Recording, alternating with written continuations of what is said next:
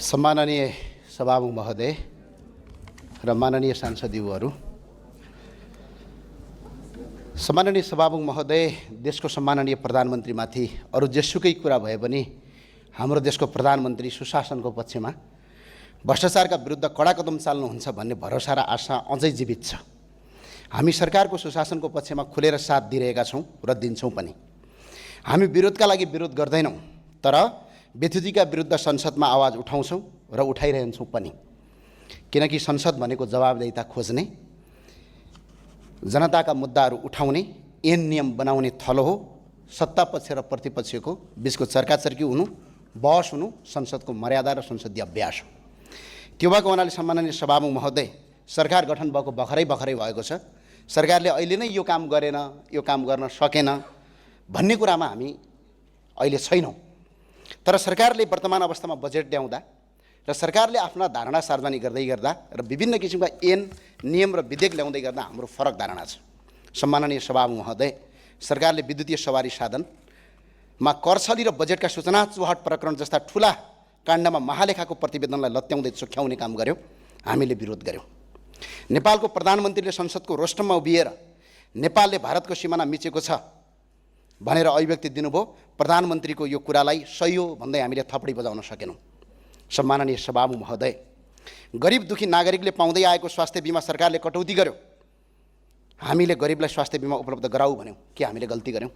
सम्माननीय सभामुख महोदय, सरकारले 2 करोड रुपैयाँसम्म मात्र लगानी भएका किसानहरूलाई अनुदान दिने भन्यौँ। हामीले गरिब दुखी किसानलाई अनुदान दिए भन्यौँ, के हामीले गलत गर्यौँ? सम्माननीय सभामुख महोदय, सरकारले हुकुमवासीलाई विस्थापित गर्यो। हामीले खुलेर सरकारको प्रशंसा गर्यौँ र भन्यौँ आम नागरिकलाई दुःख दिने काम नगर, सरकारले नीति र विधि पुर्याएर मात्र ती नागरिकलाई त्यहाँबाट ओसार भन्यौँ, के हामीले गलत गर्यौँ? सम्माननीय सभामुख महोदय, सरकारले अस्पतालमा तडपिँदै गरेका नागरिकको बिरामीमाथि कर लगाउँछु भन्यो। हामीले यो लगाउनु हुँदैन भन्यौँ, के हामीले गलत गर्यौँ? सरकारले बिजुलीमा भ्याट लगाएर नागरिकलाई शास्ति दिन्छु भन्यो। हामीले यो हुँदैन भन्यौँ, के हामीले गलत गर्यौँ? सम्माननीय सभामुख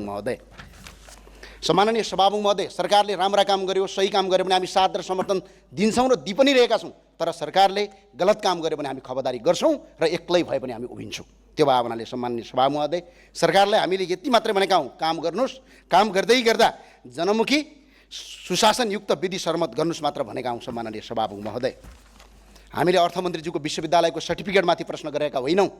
हामीले भन्सारका दर हेरफेर भयो कि भएन, बजेटको सूचना चुहाट भयो कि भएन, राज्यलाई राजस्व नोक्सानी पुर्याइयो कि पुर्याइएन भन्ने विषयमा प्रश्न उठाएका हौँ। सम्माननीय सभामुख महोदय, यदि केही पनि भएको थिएन भने विद्युतीय सवारी साधनमा 2 हप्तासम्म प्रधानमन्त्रीको कार्यालयले भन्सारबाट आएका गाडीहरू नियन्त्रणमा राख्न किन आवश्यक ठान्यो? यो प्रश्न सत्तापक्षका माननीय सांसदहरूलाई मलाई होइन सोध्ने, सम्माननीय प्रधानमन्त्रीलाई सोध्न अपिल गर्न चाहन्छु। सम्माननीय सभामुख महोदय, सत्तापक्षका सांसदले भन्नुभएछ संसदमा चार्ट ल्याएर आऊ, प्रमाण ल्याएर आऊ। चार्ट र प्रमाण व्यक्तिले बोकेर ल्याउने चलन संसदमा छैन, यो संसदीय अभ्यासमा छैन। संसदमा चार्ट र प्रमाण बोकेर ल्याउनका लागि संसदीय छानबिन समिति आवश्यक हुन्छ। त्यो संसदीय छानबिन समितिले संसदमा ल्याउने हो। हामी त्यही भएर संसदीय छानबिन समिति चाहिन्छ भनेर माग गरिरहेका छौँ। सम्माननीय सभामुख महोदय, हिजो राज्य सत्ताका विरुद्धमा बोलेकै भरमा कुटाइ खायौँ, आक्रमण भोग्यौँ, हिरासत बस्यौँ र जनताको बिचमा गएर जनताको माया विश्वास र प्रेमका साथ यहाँसम्म आइपुग्यौँ। तर एउटा कुरा गर्वका साथ भन्न सक्छौँ, सम्माननीय सभामुख महोदय, हामीले कहिल्यै पनि राष्ट्रसँग गद्दारी गरेका छैनौँ। राष्ट्रको उच्च तहमा बसेर राष्ट्रहित विपरीत MCC जस्ता राष्ट्रघाती सम्झौताको मस्यौदा तयार गरेका छैनौँ हामीले। सम्माननीय सभामुख महोदय, राज्यलाई अरबौँ रुपैयाँ नोक्सानी पुर्याउनेहरूसँग साँठगाँठ गरेका छैनौँ।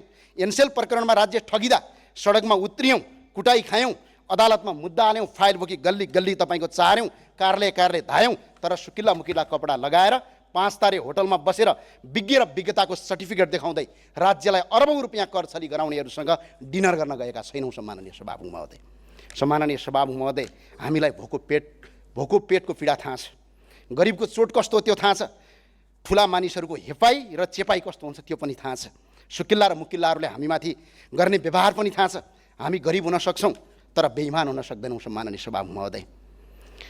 सभामुख महोदय, हामी गरिब हुन सक्छौँ तर बेइमान हुन सक्दैनौँ, बरु भोकै बस्न सक्छौँ तर इमान बेच्दैनौँ, सत्यको पक्षमा उभिन डराउँदैनौँ। आज पनि हामी कुनै व्यक्ति विशेषका विरुद्ध होइन, हामी सत्यको पक्षमा छौँ, राज्यको राजस्व जोगाउनुपर्छ भन्ने पक्षमा छौँ, जनताको सम्पत्तिको रक्षा गर्नुपर्छ भन्ने पक्षमा छौँ।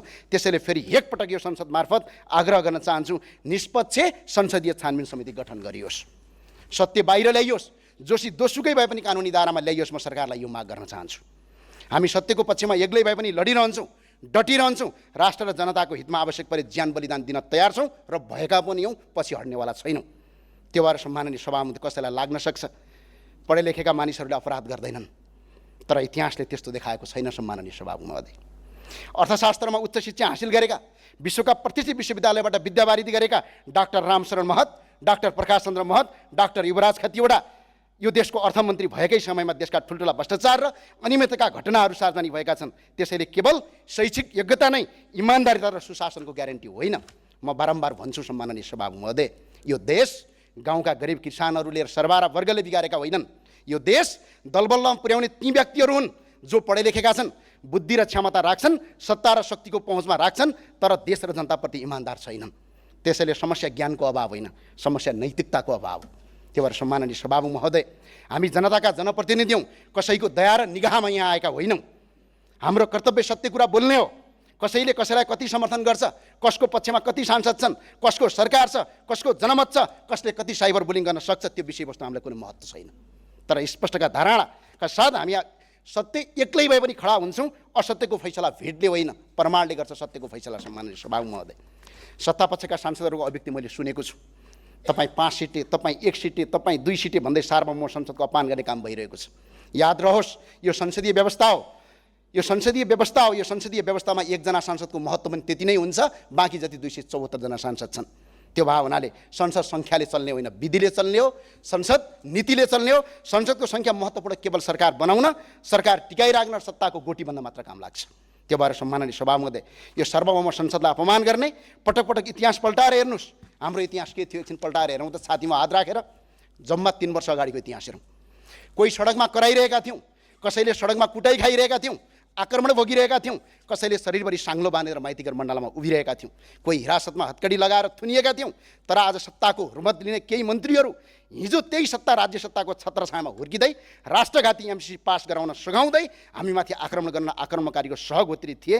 र सम्माननीय सभामुख महोदय, हिजो संसदमा झन्डै त्यतिखेर सरकारको पनि 2/3 थियो, बहुमत थियो। त्यो सरकारले हाम्रो कुरा सुनेन, प्रतिपक्षलाई अपमान गर्यो, सांसदलाई अपमान गर्यो। त्यसको परिणामस्वरूप भदौ 24 र 23 को आन्दोलन भयो। त्यो सरकारको संसदको बहुमत केही काम लागेन, हेलिकप्टर चढेर भाग्नुपर्ने दिन आयो। सम्माननीय सभामुख महोदय, अनि अर्को कुरा 35 वर्षदेखि लुटे, हामीले पनि लुट्न पाउनुपर्छ भन्ने बासी अहिले निर्माण भइरहेको छ। 35 वर्षदेखि तिनीहरूले लुटेकै कारणले गर्दा अहिले जनताले जनमत परिवर्तन गरेका हुन्। फेरि लुट भनेर जनताले जनमत दिएका होइनन्। यो कुरा हेक्का रहोस्। सम्माननीय सभामुख महोदय, म सम्मानपूर्वक भन्न चाहन्छु, सङ्घर्षको कुरा गर्दा यो देश बनाउनका लागि तपाईँहरूको जति सङ्घर्ष छ, हाम्रो पनि त्यति नै सङ्घर्ष छ। फरक यति मात्रै थियो, तपाईँहरू सायद सुगम र सुविधा सम्पन्न परिवेशबाट आउनुभएको होला। हामी दुखी गरिब र किसान सरबारा वर्गका सन्तान थियौँ, त्यही परिवेशबाट आयौँ। तपाईँहरू टेलिभिजनभित्र चिल्ला स्टुडियोभित्र बसेर एसी रुमभित्र बसेर आफ्ना विचार राख्नुहुन्थ्यो होला, हामी सडकमा उभिएर आफ्नो आवाज उठाउँथ्यौँ। तपाईँहरू सामाजिक सञ्जालमा स्टाटसबाट देश बदल्ने सपना देख्नुहुन्थ्यो होला, हामी लाठी भाला र साङ्गीतिक आक्रमण भोग्दै गिरफ्तारी र दमन सहदै परिवर्तनको आवाज उठाउँथ्यौँ। तर हाम्रो आवाज एउटै थियो, सुशासन सुशासन, भ्रष्टाचार मुक्त नेपाल। सम्माननीय सभामुख महोदय, हिजो 35 वर्ष सरकार चलाउनेहरू र आज सत्ता चलाउनेहरू बिचमा केही फरक देखिएन।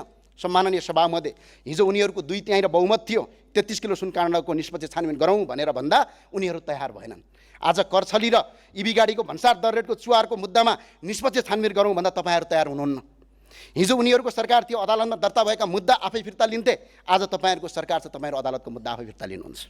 हिजो उनीहरूको विपक्षमा बोल्दा झुटा मुद्दा लगाइन्थ्यो र अदालत देखाएर तर्साइन्थ्यो। आज तपाईँहरूको विपक्षमा बोल्दा अनुसन्धान निकाय र विभिन्न राज्य संयन्त्रको नाम लिएर दबाब सिर्जना गरिन्छ। हिजो उनीहरूको मन्त्री खुलमखुला धम्की दिन्थे, आज तपाईँहरूका मन्त्री संसदको रोस्टरमा बसेर धम्कीपूर्ण भाषण प्रयोग गरिरहेका छन्। हिजो उनीहरूका विरुद्धमा बोल्दा कार्यकर्ताले सडकमा आक्रमण गर्थे, आज तपाईँहरूका विरुद्ध बोल्दा तपाईँहरूका कार्यकर्ता सामाजिक सञ्जालमा सङ्गठित रूपमा चरित्र हत्या गर्छन्। फरक यति मात्र हो, आक्रमण हिजो सडकमा हुन्थ्यो, आज डिजिटल माध्यमबाट। हिजो आक्रमण भौतिक रूपमा हुन्थ्यो, आज मानसिक रूपमा। हिजो पनि राज्य शक्तिको प्रयोग गरेर असहमतिको आवाज उठाउनेलाई दबाउने प्रयास गरिन्थ्यो, आज पनि गरिँदैछ। हिजो पनि आलोचकलाई शत्रु ठानिन्थ्यो, आज आलोचनालाई विकास विरोधी ठानिन्छ। फरक के रह्यो तपाईँ र उनीहरू बिचमा? फरक यति मात्र छ कि चुनाव चिन्ह फरक छ, अनुहार फरक छ, तर व्यवहार उही छ, प्रवृत्ति उही छ, सत्ता जोगाउने शैली उही छ। जनताले अनुहारको परिवर्तन, शासन शैली र संस्कार परिवर्तन खोजेका हुन्। दुःखको कुरा अनुहार फेरिए पनि व्यवहार फेरिएको देखिएन। त्यसैले प्रश्न सत्ता परिवर्तनको होइन, प्रश्न शासनको चरित्र परिवर्तनको हो। अनुहार फेरिएर मात्र पुग्दैन, व्यवहार फेरिनुपर्छ। दल फेरिएर